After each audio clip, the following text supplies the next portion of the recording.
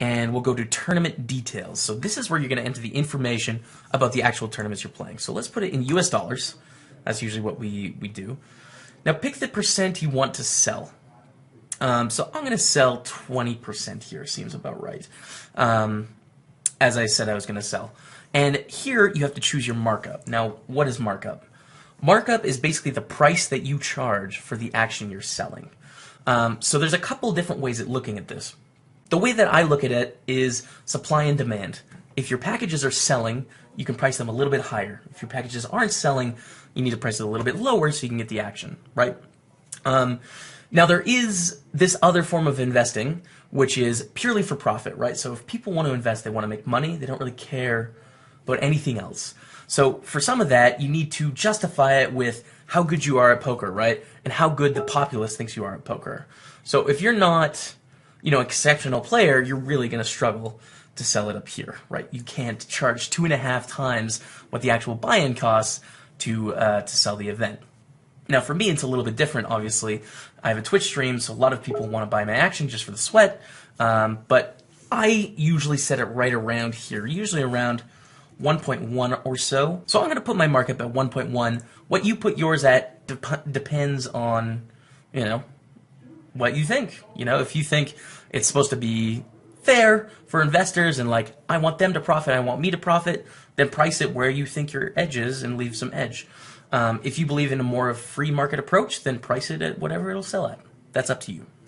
I would note that the important thing on both sides, whichever thing you believe in, it's important to be extremely clear and open with who you are as a person. So don't hide any details if they're requested, and make sure you're very clear about who you are as an investor. Trust is a really important part of buying and selling, so you need to earn people's trust and don't hide anything from people. Okay, so we are going to choose a poker site here, right? Let's choose PokerStars. Now let's put a buy-in amount of 109.